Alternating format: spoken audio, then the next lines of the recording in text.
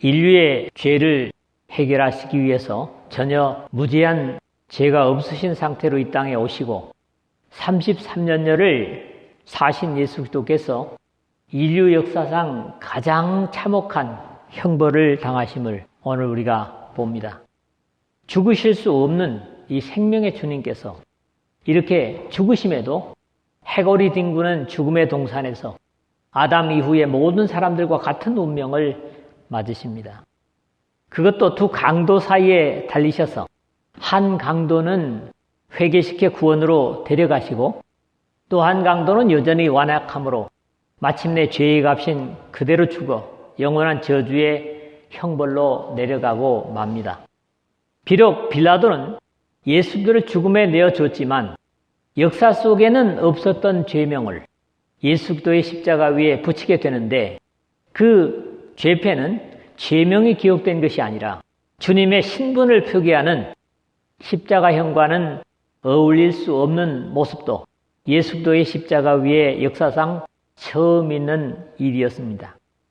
이렇게 의인을 죄인으로 처형하는 현장의 철없는 군인들은 정의나 진리나 생명과는 관련이 없는 그야말로 십자가형에 고통당하는 소리와 붉은 피가 떨어지는 바로 그 밑에서도 모든 것을 오락거리로 삼고 즐기려는 안타까움도 보여집니다.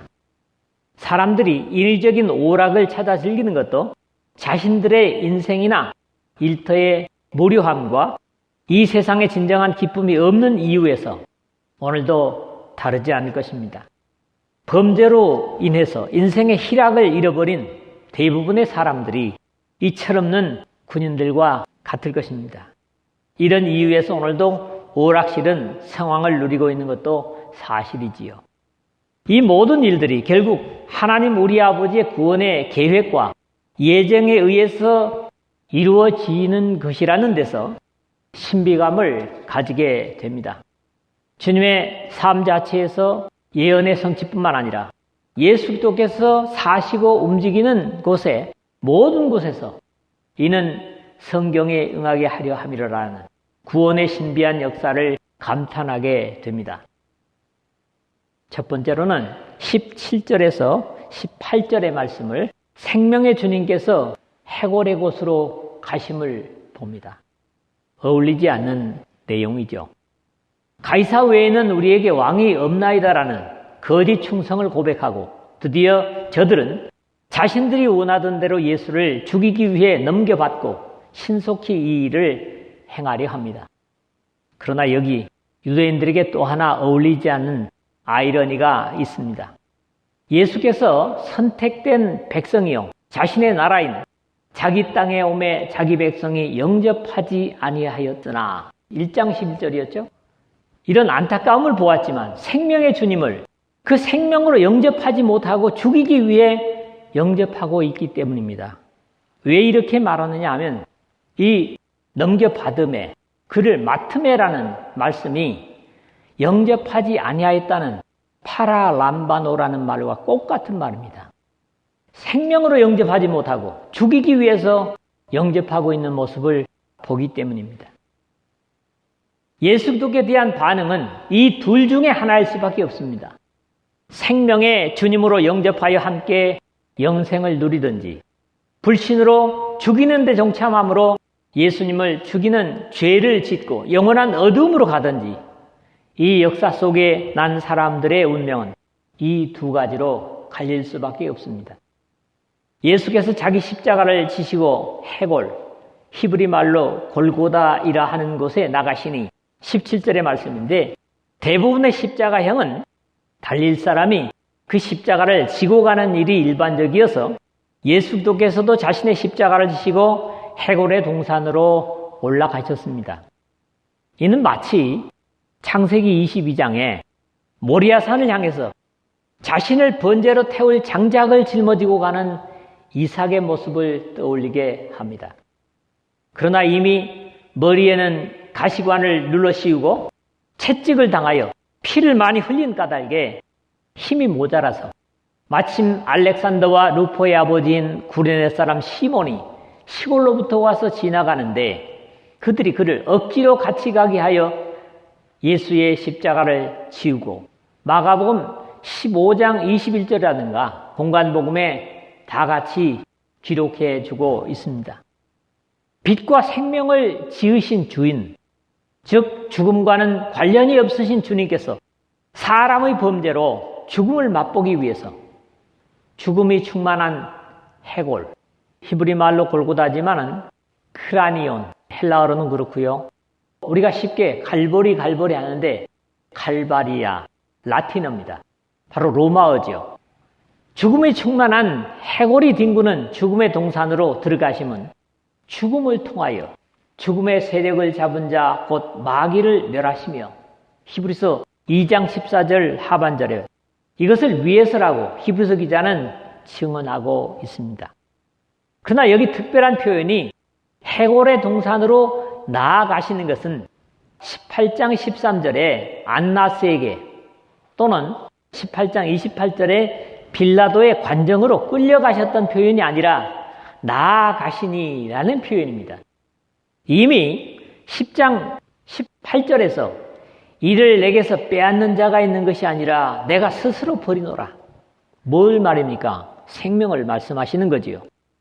나는 버릴 권세도 있고 다시 얻을 권세도 있으니 이 계명은 내 아버지에게서 받아노라 하셨던 주님은 죽음에까지 그가 곤욕을 당하여 괴로울 때에도 그의 입을 열지 아니하였으며 마치 도수장으로 끌려가는 어린 양과 털 깎는 자 앞에 잠잠한 양같이 그의 입을 열지 아니하였도다 하는 이사야 53장 7절의 예언의 성취를 위해서 끌려오셨지만 이제는 죽음을 향해서 당당히 나아가시는 모습을 보는 겁니다. 그들이 거기서 예수를 십자가에 못 박을 때에 18절 상반절인데 결코 아무도 바라지 않는 가장 고통스러운 십자가에 양손과 발에 못이 박혀서 높이 들려주십니다. 이스라엘에게 있어서 영광스러운 죽음은 잘 염을 한 다음에 땅에 묻히는 것입니다. 그러나 나무에 달리는 죽음은 저주받은 사람의 가장 구체적인 모습입니다. 모세를 통해서 나무에 달린 자는 하나님께 저주를 받았음이니라 하는 신명기 21장 23절에 말씀하셨습니다. 그러한 사실적인 예를 보면 이스라엘의 초대 왕이었던 사울은 하나님을 불순종한 것으로 인해서 길보아 산에서 블레셋과의 전투에서 죽고 블레셋 사람들이 그의 시체를 벳산 성벽에 못 박습니다. 사무엘상 31장 10절이죠. 에스더서에서는 마음에 안 드는 모르드게를 달아 죽이려고 하만이 22.5m 정도 50규빗이라고 되어 있습니다. 높이의 나무에 자신이 달려 죽고 맙니다. 에스더서 7장 10절이고요.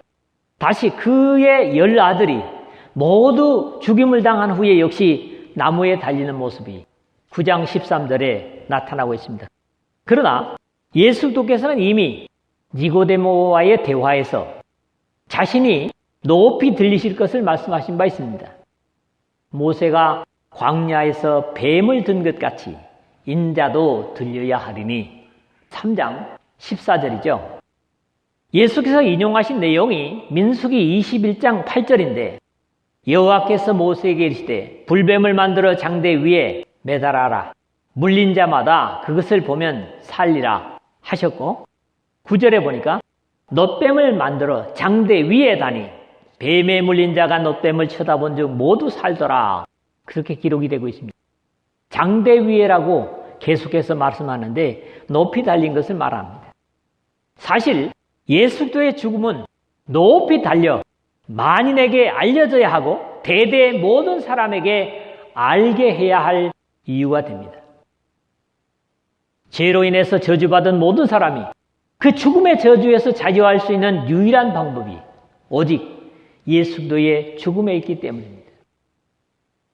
이런 이유에서 우리 그리스도인들은 매주의 첫날, 즉 부활의 승리의 날에 그의 죽으심을 하나님 앞에 기념하여 예배를 드리는 것입니다.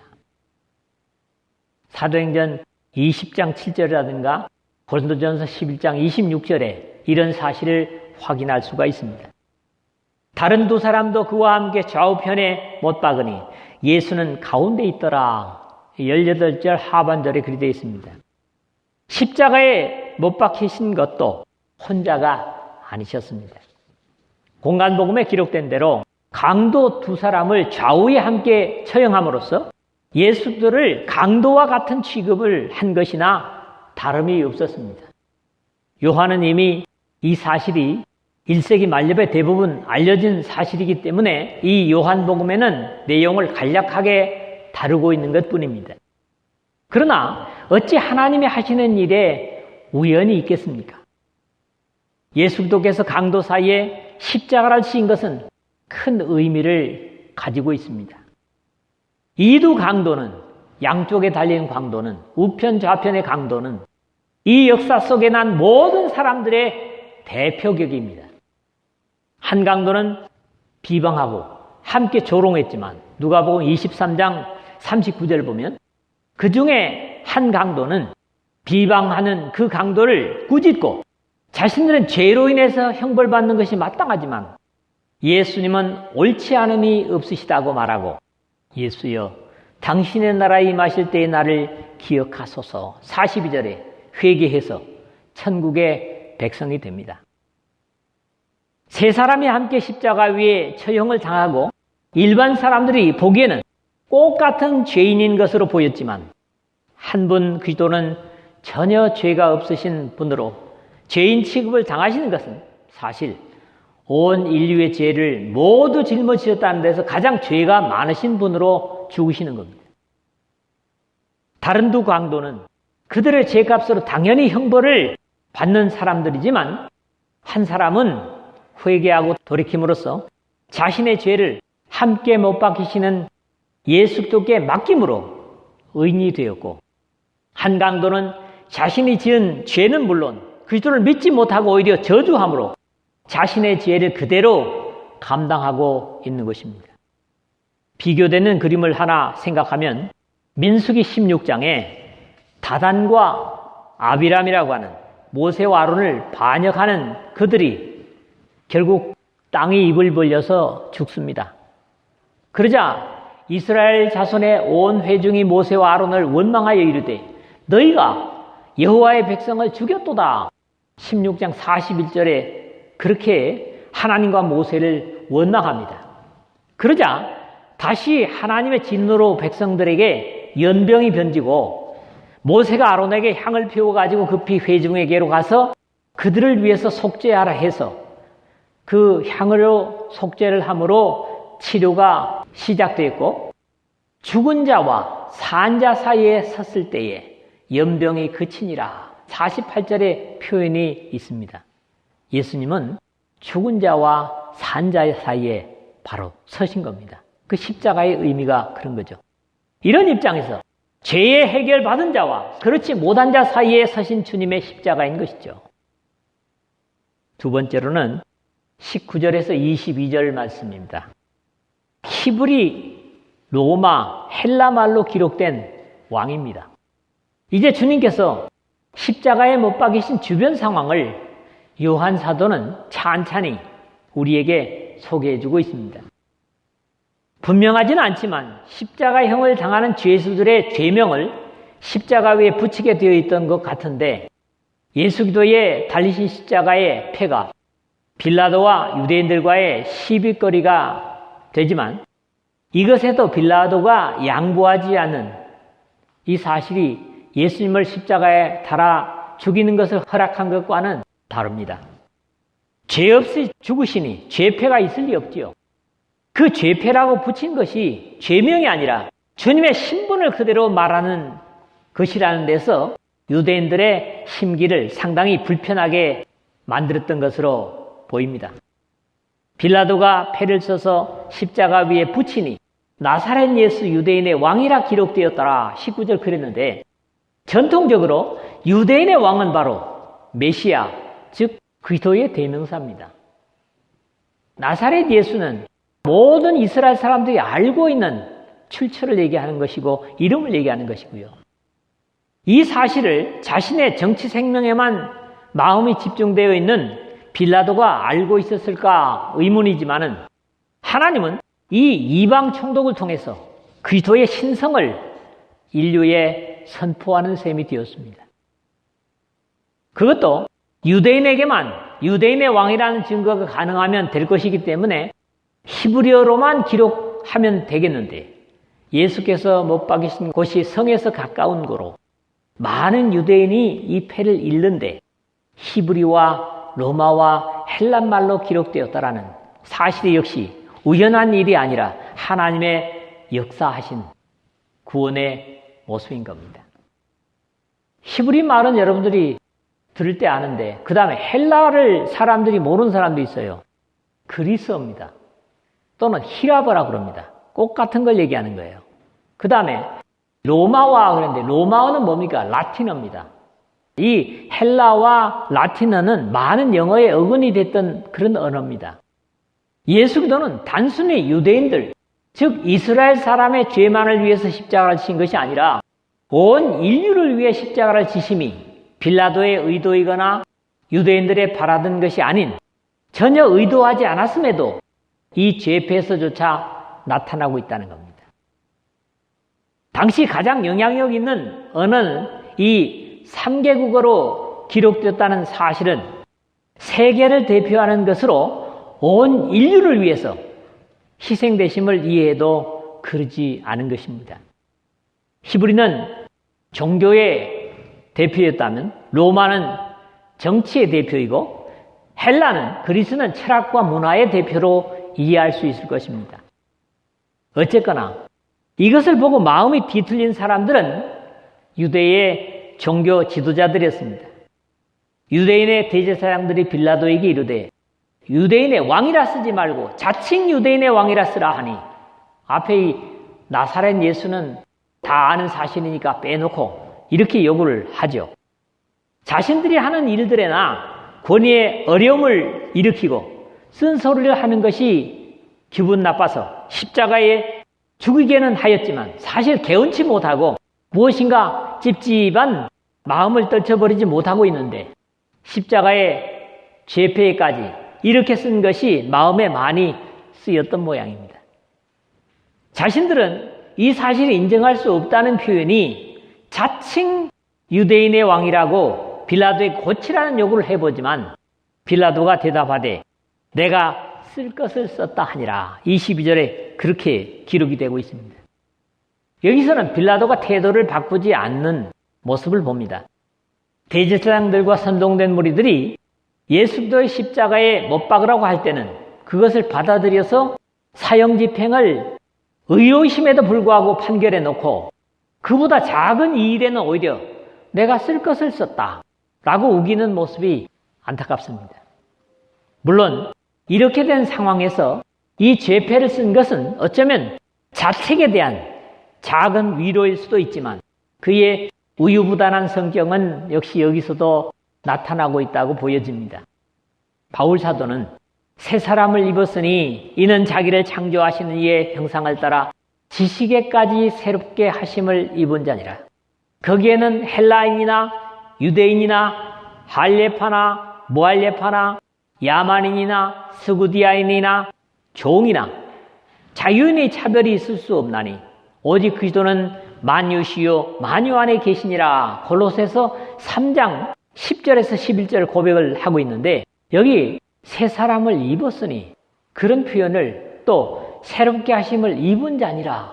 즉 벌거벗겨져서 십자가에 달리신 주님께 죄를 해결받은 믿음의 사람들마다 그 벗겨진 의의 옷으로 새 사람을 입었으니 새롭게 창조하신 이의 모습을 회복하고 생각과 지식에까지도 세워짐을 입은 자라고 확인하고 있는 겁니다.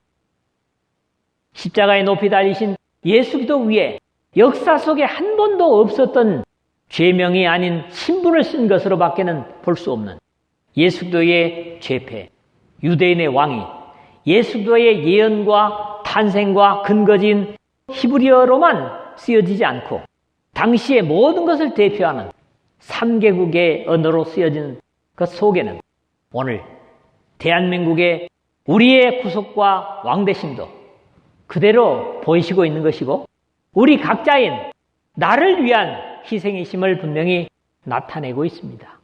믿으시기를 주님의 이름으로 축복합니다. 세 번째로는 23절에서 24절 두 절입니다. 주변의 일까지도 어찌 보면 장난스러운 모습인 것 같지만은 성경을 이루는 것이었다. 그런 걸 깨닫습니다.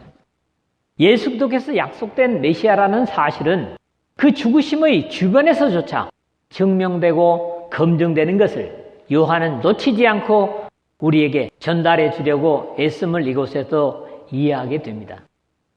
사실 예수 그리스도는 극도의 수치심을 느끼도록 그의 입었던 옷을 모두 벗김을 당하고 알몸으로 십자가에 달리셨고 그 벗겨진 옷들은 철없는 로마 병사들의 오락거리가 되고 있음을 오늘 마지막으로 보게 됩니다.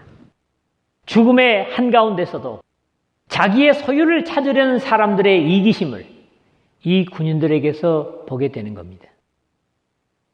주님께서 잡히시기까지 입으셨던 옷이 십자가형을 집행하는 네 사람의 군인에 의해서 나눠지는 이야기인데 이것조차도 하나님의 말씀에 이루어짐이라는 데서 신비와 감사를 갖게 됩니다. 왜냐하면 옷은 곧 그 사람의 신분이고 보이는 옷보다는 예수 그리스도께서 입으셨던 영광의 옷을 벗어 그 옷으로 우리를 입히시는 영적인 의미가 있기 때문이라고 앞에서도 말씀을 드렸습니다. 바울 사도도 이 사실을 증거하기를 누구든지 그리스도와 합하기 위하여 침례를 받은 자는 그리스도로 옷 입었느니라. 갈라디아서 3장 27절 증거하고 있기 때문입니다. 군인들이 예수님을 십자가에 못 박고 그의 옷을 취하여 네 깃에 나눠 각각 한 깃씩 얻고 23절 상반절인데 머리에서 발끝까지 몸에 걸쳤던 것들이 모두 아마 5개 정도 되었던 것 같습니다. 이 속옷을 포함해서 말이죠.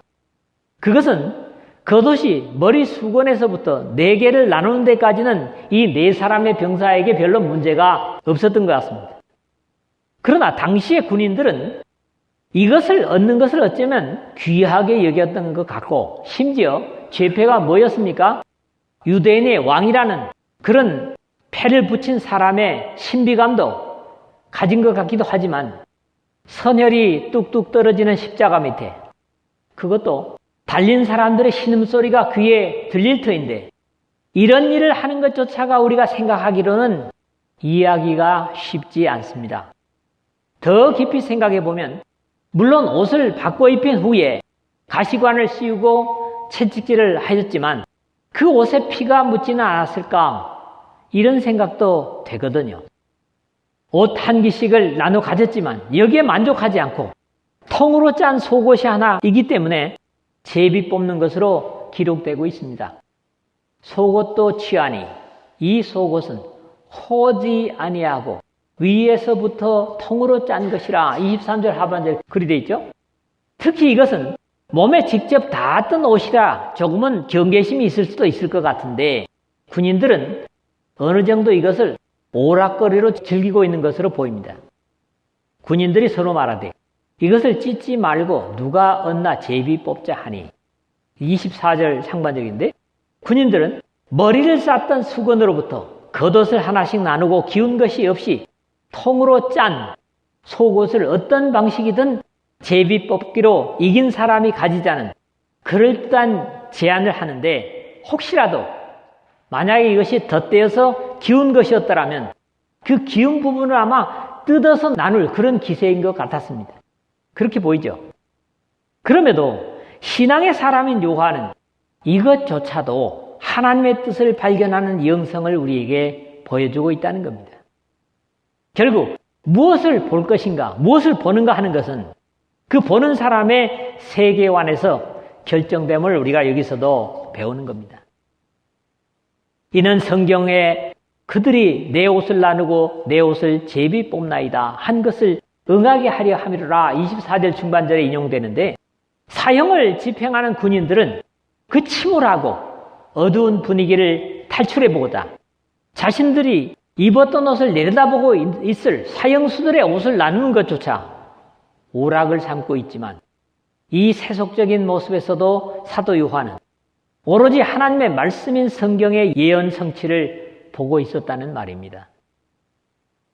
시편 22편 18편의 이 말씀은 사실 다윗이 어렵고 힘겨울 때 환난 중에서 하나님께 부르짖는 하소연으로 후일에 역시 이 십자가에 고난당하실 메시아의 모습을 여러 부분으로 인용되고 있는 것을 봅니다.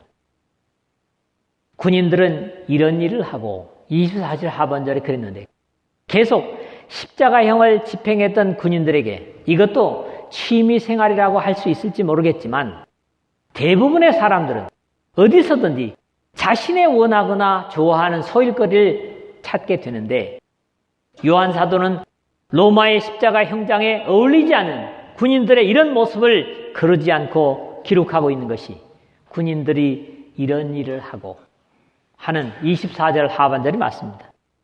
오늘날만큼이나 인권이나 또 주권이 말로는 강조되는 때도 없었을 것 같습니다. 그러나 우리의 모습이 성결하지 못하면 요한 사도의 표현과 다르지 않은 모습으로 예배와 모임에서도조차 자신이 좋아하고 원하는 것을 할 수도 있다는 경계로 저는 이 말씀을 들었습니다. 말씀을 맺겠습니다. 전혀 죄가 없으실 뿐 아니라 흠과 티가 없으시고 빛이요 생명이신 예수 그리스도께서 죽음의 동산, 해골의 동산으로 나아가 죽으심은 오늘 바로 우리를, 나를 해골과 죽음이 충만한 저주에서 빼내어 자유하게 해주시기 위한 그런 이유에서 십자가에 높이 달리셨습니다. 비록 당시의 총독인 빌라도에 의해서였지만 골고다에 못 박히신 예수 그리스도의 십자가 위에는 죄패가 아닌 유대인의 왕이자 인류의 왕이라는 주님의 신분의 표가 세계 모든 사람들이 알아보도록 세 가지 언어로 쓰여져 모든 사람이 그리스도임을 알아보게 하였습니다. 예수 그리스도의 주변에 이루어지는 일들조차도 낱낱이 성경을 이루어 그분이 인류의 메시아이자 나의 그리스도 되심을 분명하게 드러냈습니다. 이제는 죽음을 가지고도 오락하는 그런 군인들과 같은 자세를 버리고 온전히 순종하고 예수님의 높이 달리신 죽음을 전하여 나뿐 아니라 더 많은 사람에게 생명을 끼칠 수 있는 여러분 모두 되시기를 주님의 이름으로 축복합니다.